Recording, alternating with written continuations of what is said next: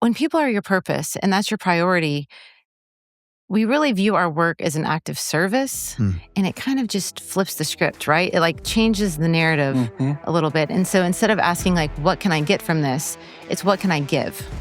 And then we just trust the Lord with the outcome.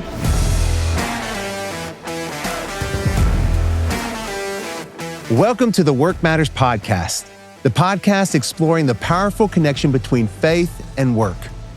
Each episode features practical, real-life conversations around topics like Christian leadership, calling, workplace culture, entrepreneurship, spiritual growth, purpose-driven work, and what it means to honor God through your career and influence. So whether you're leading a business, serving customers, building spreadsheets, working in a factory, or simply want deeper meaning in your work, this podcast will encourage and inspire you to see your work as sacred and transformational. So let's dive in. Well, hello, Work Matters friends. I am really excited because we get to have a conversation with a missionally minded friend. She does her work in amazing ways, and God's really doing something special through her in her work, vocationally, as well as in some of her passions. And this is Jennifer Cristofaro, and she is the co-founder of Mission House Real Estate, which she and her husband Phil started out of a desire to marry their vocation with their mission. They're passionate about using their gifts and resources to empower people, whether that means helping someone into their first home, expanding their investment portfolio, almost messed up that word, championing new agents to launch successful careers, or supporting local and global nonprofits. They believe that business can be used for good and that it should be. Jennifer is also co-founder of For the Love, a 501c3 nonprofit food truck focused on feeding the hungry, cultivating community, and fighting poverty by weekly preparing, cooking, and serving meals all over Northwest Arkansas. But most importantly, loving on neighbors that show up. A few fun facts about Jennifer. Her family was featured on HGTV's Fixture to Fabulous in season 2. Old Dojo, I love the name, to Modern Mojo, episode 6. She was awarded the Spirit of Bentonville Award in 2020. Her family had the honor of being the Bentonville Parade Marshals in 2022, which I bet was fun. She currently sits on the board of Downtown Bentonville, and she deeply loves Belize City, Belize. I do. And everything she does is centered around empowering her friends there. She was the Northwest Arkansas Business Journal Top 100 Realtors in 2024. Congratulations. That's a big honor. And she was the Chamber of Commerce's inaugural For the Love of Community Award winner in 2025. Did I leave anything out? Oh, my goodness. Well, you left out how long it took to accomplish all of those things, that it didn't happen overnight. Not overnight. Not overnight. And also, I think it's important to note the fact that it wasn't until I stopped dreaming for myself and started dreaming for other people that my life really started getting good and that things really started to work out. So I think people should really, recognize that. Yeah. I like that it didn't happen overnight. Most of us want it to happen overnight. No, I mean, literally, I think as a dreamer and a doer, you try and you fail and you strive and you learn something every step along the way. Yeah. And I think it just took a really long time for the Lord to show me who I was and the purpose and the path that He had for me. And once I realized that it didn't have anything to do with building my own kingdom, it had everything to do with working for His, that life started getting really exciting. Wow. I love that. Not just dreaming for myself, but start dreaming for others. You shared your favorite quote with us, and I want to read it to you, even though you've probably read it 100 times. But let me share it with our listeners. Never doubt that a small group of thoughtful, committed citizens can change the world. Indeed, it's the only thing that ever has. So even though that's really familiar to you, what bubbles up in you today as I read that again? Oh, I just love it because it means that we don't do it alone, that we need each other, right? Right. And it also means that we're thoughtful about what we do. We're intentional, right? And we're committed. So it's probably not going to happen overnight. It's going to take a while. But I think what that quote doesn't say is that, man, it happens in a moment. It happens. We're not trying to change the world overnight. We're trying to change one person's world one moment at a time, right? And so we have this opportunity when we walk in the room to be atmosphere shifters, right? We carry the presence of Christ when we walk in the room. And so when we walk in the room, we can bring with us his joy, his hope, his love, his encouragement. We can call out in others what we see. And that's just that small little shift. You don't know the domino effect that that's going to have in somebody. Mm-hmm. And so I think it's really powerful because I think when we hear that quote, we can think, I think sometimes we can get overwhelmed and think, oh, we have to change the world. Like, but where do we start? Yeah. And then we get stuck. And it's literally by loving the person in front of you. It's so simple. Yeah. You know, but you have to show up. You have to use your gift. Yeah. You know, the world needs you to show up as you are. We each have different perspectives, passions, talents, gifts. And I think sometimes we minimize those. And we think, well, I'm only good at this, or I'm not good at this. And that's the beauty in the body of Christ, because it requires us all to work together to make something happen, right? Right. Like I might not be good at something that you're excellent at, and that demands that I lean on you for help. Exactly. And so it's just really sweet. I really see that happen for the love really more than anywhere. Well, let's talk about that, because now some of our listeners who live in Northwest Arkansas have seen the lines on Thursday night and they drive by in Bentonville. Mm-hmm. But what was it like that first, we'll get to how it all started and everything, but I'm curious about that first night that you opened the doors. What was that like? Take us back to that. I think we were like, what are we doing? We're not equipped to do this. Like, we can't cook. We have no influence. Who are we and what are we doing? Literally, God said, or God gave us the idea, and he said, buy a food truck and feed people for free. Like, we were gathering people in a global pandemic. We were promising to feed hundreds of people for free every week with no money in the bank account. I mean, it was just wild. Wow. Bob Goff says that we should live on the edge of yikes, and I think that's what it felt like. We're living on the edge of yikes. We're like, wow, okay, we're going to do this now. And it was so fun. Who was a part of hatching that idea? Because you love doing things with other people and need to do a thing. Yeah. So who was in that as that dream became a reality? Who was part of that, cooking that? Mm-hmm. So Meredith Chappie and Melinda Williams were my accountability partners, and we would just always run and keep each other accountable to the hard things in life, and just staying in the Word, exercise, all the things. And we were running during COVID, and we were just like, the world is hurting. Nobody's going to church. I mean, what are we going to do about it? We have to show up. And we just felt this conviction to show up. And that's what we did. We bought a food truck. Wow. Yeah. You said a lot of things. Like, what did you say? Live on the edge of yikes. Live on the edge. So you did live on the edge of yikes. Have you ever owned a food truck before? No, I don't even cook for my family. I was going to say, how big were you into cooking, and how many, what's the majority of people you'd ever cooked for? Right. Well, that is a good question, because when I say I don't cook, we eat out every meal. I'm just telling you, it's not healthy. I don't recommend that. But I think when you just give God your yes, he provides everything you need along the way, right? And living on the edge of yikes, saying yes to God when you don't know how you're going to do it or who's going to come alongside you, if anybody's going to believe in you, if this is going to work, that's the best place to be. It is so fun. It is so exhilarating. Those early days were some of the sweetest days of my life.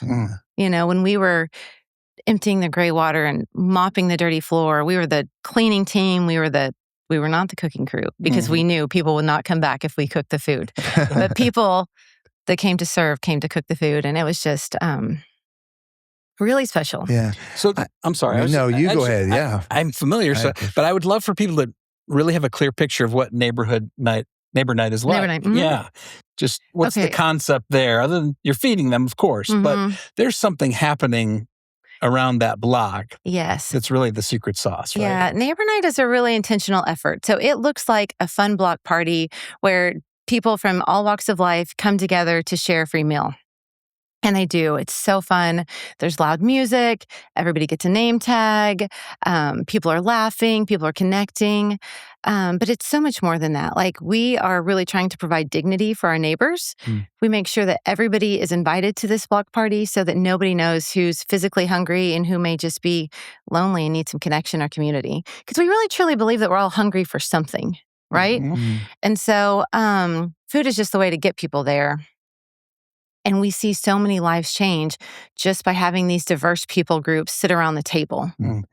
I mean, I don't know how much you want to hear, but I don't think when we started it, we just knew that we wanted to feed people and we wanted to love people. We did not know that lives would actually change. I mean, we have sat with people on their deathbed who spent their whole life alone. And at the end of their life, they were so loved. They were so seen, so known, so special and dear to us. They were our family. We have celebrated with people who have been struggling with sobriety for 50 years that are now 3 months sober. We have seen people tear up with joy because somebody celebrated their birthday for the first time in 25 years. I mean, I could go on and on and on with stories of just lives that have changed because neighbors got to know neighbors. Yeah. I wonder if God had revealed to you how big it would get and how life-changing it was going to get. I wonder if that actually would have scared you off. Oh, I'm sure it would have. Yeah. I think sometimes God withholds that. And he for just our asks, protection. for our protection. Exactly. And knowing that in our humanness, we have limitation and almost kind of I just think kind of like too much of his glory at once would just cause us to shrink back a little. And so really what I heard you say was just, you had a stirring, you saw a need, you had a stirring deep within you to meet that need. You were hearing maybe and reminded of Jesus saying, love your neighbor as yourself. Jesus loved food, constantly had conversation around a table or around a fire pit, eating fish and conversing. And you just thought, well, let's feed people and maybe that might feed the soul. We'll see what happens. And so I'm just encouraging people that are out there and they're having these kind of stirring and stuff. You got to get off the couch. You got to do it with some people that you love that don't do it alone. Right. And don't worry about kind of end results so much. Just walk into the obedience now. Just get to the edge of yikes. Yeah. Yes. That's what I heard is what. Totally. Yeah. And it's easier for God to steer a moving ship. Like we can be paralyzed and sit dead in the water, thinking about everything that could go wrong or could happen or that we don't know. But if we just take that step and you had those friends that help you discern it, step into it, are still with you in it, that's really beautiful. Yeah, we always say you need one person to believe in you, really to have the courage to move forward. And so we had that one person who believed in us. And so that gave us the courage to move forward, but then also to fly the plane before it's done. Just take a step. Fly the plane before it's done. Okay, not literally, get in a plane before. So you understand what she means about it. That's awesome. How many locations do you have? Tell us how large it's become and just what's going on there. We have 4 locations across Northwest Arkansas, 4 nights of the week, and we're feeding about 1,400 people a week now. Wow. And you got church involvement, you got community involvement as well. We do. Yeah. But we don't measure our success by numbers. It's not necessarily how many people we feed. It's how many connections are made and how many lives are changed. Yeah. Yeah. And showing up. The truck pulls in. It shows up. But I mean, we only have 3 employees, for this. And so there are hundreds of volunteers, every month that show up to serve and that use their gifts to make it happen. And if they didn't, we couldn't do it, Yeah. Well, you have a job you get paid for too. I mean, you've got this job that's huge that you probably pay to do. But tell us about real estate. How is that kingdom work? Just talk to us about that. I really don't think real estate is much different than my nonprofit work. Okay. Right? Because really real estate and the food truck, it's just the intersection of where our lives meet people that need the hope and love of Jesus Christ. Right? And so it's the opportunity to get in front of them, to see them and to love them like Jesus. I mean, and quite frankly, work is worship, right? Like we were created to work. The first thing we hear about God is that he created, right? Yeah. And then he put Adam in the garden to tend the garden. Yep. We were made in his image. Yep. So we were made to work. And then, I mean, even before Jesus ascended back, on Acts 1:8, before he ascended back into the clouds, he said, but when you receive power, you will be my witnesses in Jerusalem, Judea, Samaria, and to the ends of the earth. Yeah. That's everywhere. Yeah. You know what I mean? Like that's not just on Sunday morning. Mm. We're called to be his witnesses everywhere. And I think specifically in real estate, we're walking with people through really hard times, really stressful times, right? Like a lot of times there's divorce or death or financial strain, and there's a lot of opportunity to show the grace of Jesus. Yeah. Right? But there's also a lot of opportunity to speak truth into anxiety, to speak hope maybe into despair or disbelief, maybe. But really, like ultimately, I think we pray for the will of God in people's lives. Yeah. And if we can get to them that Jesus is in all of this, he cares about all of the details of their life, then they can just kind of surrender that, right? And they can surrender that to his will. And where there's surrender, there's freedom. So. Yeah. So you're a Christ follower. Your work right now, your vocation is real estate. That's what you do. Real estate, I had my real estate license. I was in real estate. I was buying and flipping homes. It can be dark. Yeah. It can be easy to not give them that one detail or tell them that one thing about the house. It could be easy because you think, well, that I might lose that deal, or they may not want to buy the house. I really need this sale, especially when the market is tough. How do you navigate that? Well, I think real estate is a sanctifying process, right? It's going to pull out some stuff in you. It is. It just is. I mean, and so there's always this battle with the flesh versus the spirit. Yeah. But I think when you value people first and you are surrendered to Jesus Christ and you give your life to him, like for us at Mission House, like people are our purpose and work is our mission field. That's just what it is. And so. Hold on. You said something really good. People are our purpose and our work is our mission field. Yeah. And so when people are your purpose and that's your priority, we really view our work as an act of service and it kind of just flips the script, right? It like changes the narrative a little bit. And so instead of asking like, what can I get from this? It's what can I give? And then we just trust the Lord with the outcome. Does that make sense? It does. Total sense. Is it easy? No. It's so hard. It's not easy. It is so hard. And I will say real estate is so demanding. Yeah. I mean, it's a 24/7 job. What other profession do you call people at 9:00? You don't call your doctor at 9:00 at night. You don't, what I mean? Yeah. And so people need us to be on all of the time. Yeah. And so it's just, it's definitely our ministry because we're loving people in times of joy and also in times of sorrow. And we're speaking truth into all of the lies. Yeah. And we're just trying to be spirit-led. Yeah. Have you ever heard of Jamie Winship? I don't think so. You should read Living Fearless by Jamie Winship. Okay. He has really taught us to ask ourselves a couple of questions. Okay. Like, okay, Lord, what do you want us to know? And what do you want us to do about it? And really sit and listen. And the Spirit will guide you on what you should say, on what you should do, on where you should go. Sometimes I think even in your business, I think the Holy Spirit sometimes helps you grow your business because he's like, hey, he brings that person to mind that you need to call and that you need to check on. And so instead of dismissing that still small voice, you call that person and you love them, and you don't call them with the intention of getting something from them. You call them with the intention of like, hey, the Lord put you on my mind. How's it going? Yeah. Are you okay? Yeah. How can I pray for you? And just follow the Spirit's leading. You just never know who he's going to connect you with, what he's going to do, the opportunities that will arise, where he will take you. It changes everything. Yeah. You said we read it. Is that you and Phil? Does your team get in on some of this stuff? What's that dynamic like? Yeah, no, it's our team. I feel like our meetings, our Monday morning meetings, do not feel like a Monday morning meeting. They feel like we've been to church. We're caring for each other in deeper ways. And we're encouraging each other because real estate is hard.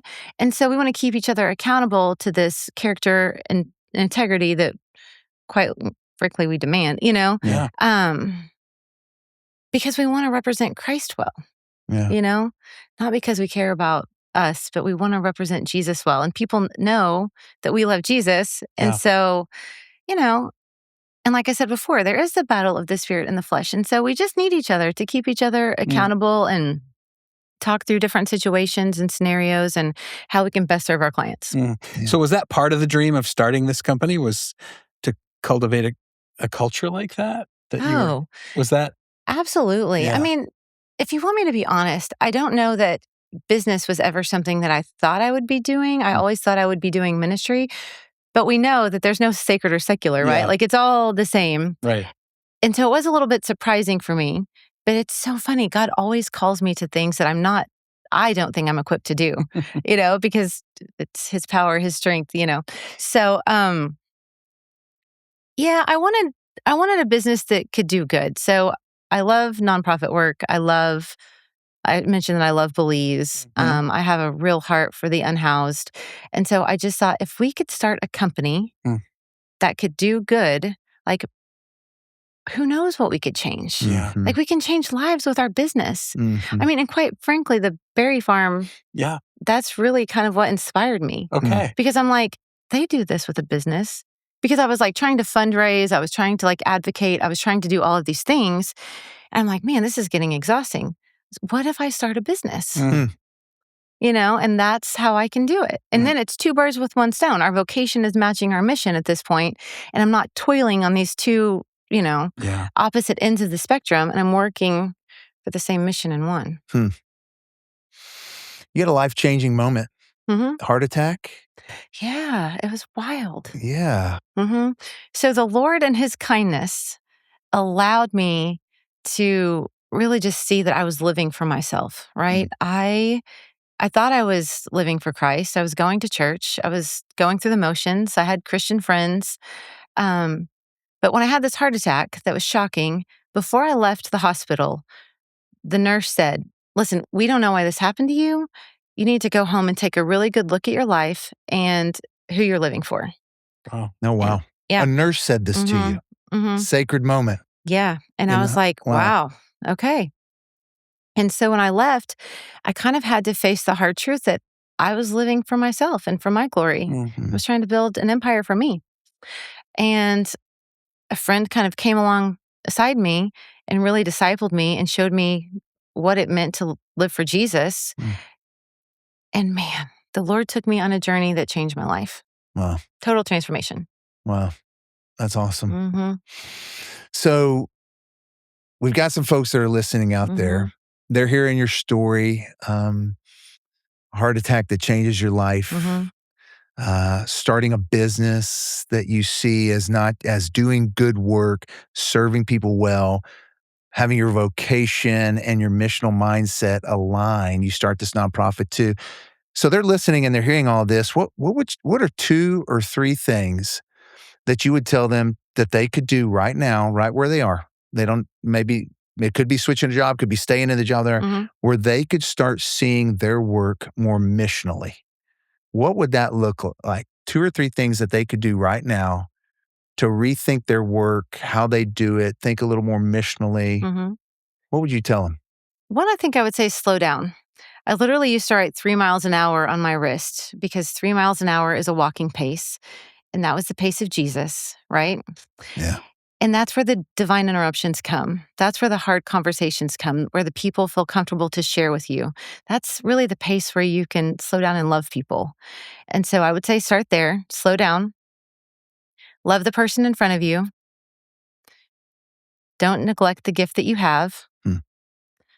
And I think I would say, don't be afraid to start. He's gifted you uniquely with something, and He's put a passion inside of your heart for something. And there's a purpose in that. Yeah. And you don't have to be equipped to figure it all out. You just give God your yes and you take the next step and just watch what He does. Yeah. I love that. It's going to be good. Yeah. Darrell, you got any last question? No, just you summarize so much of what we try to teach at Work Matters. Yeah. And I'm just grateful that you said yes to joining us for this conversation and giving me and all of us just another prodding to maybe re-examine things that we knew, but to slip to the back of our mind and some new stuff too. So thank you. Yeah. Absolutely. Thank you so much for having me. Yeah, that's what I was thinking too, was just, you just embody what we're about, that God uses work to invite us into a larger story, and then uses work to help transform us more into the image of his son and be a light in his world. And I'm just so grateful for that. So I've got one final question for you. Okay. Here it is. What's your favorite food to eat in Belize? I really don't like the food in Belize. That is awesome answer. I eat protein bars. When you go, it's all protein bars. It's all protein bars. It's the truth. My daughter went to Belize. She just got back. She went with some friends, and she loved the stew.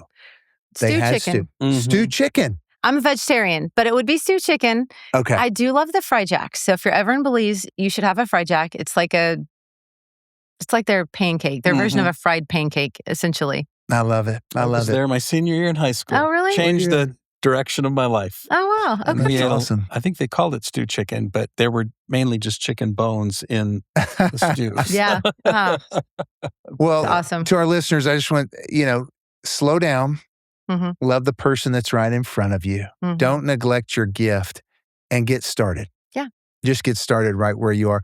Well, Jennifer, if someone wants to find out more information about Mission House Real Estate or For the Love, where can they go? MissionHouseRealEstate.com or ForTheLoveNWA.com. Okay, you guys heard it. Jennifer, thank you so much for being on the Work Matters podcast. Thank you. This has been fun. Yeah. Thanks for joining us on the Work Matters podcast. I want to invite you to take the next step today in living out your faith through your work by taking our online course, the Work Matters Institute. This transformational 10-session faith and work course helps Christians connect Sunday faith to Monday work through practical teaching, spiritual formation, leadership development, and discipleship for the workplace. Taking this course will equip you to live and lead with greater clarity, purpose, integrity, and influence. To learn more or start the course today, visit workmatters.org, because God is at work in every kind of work.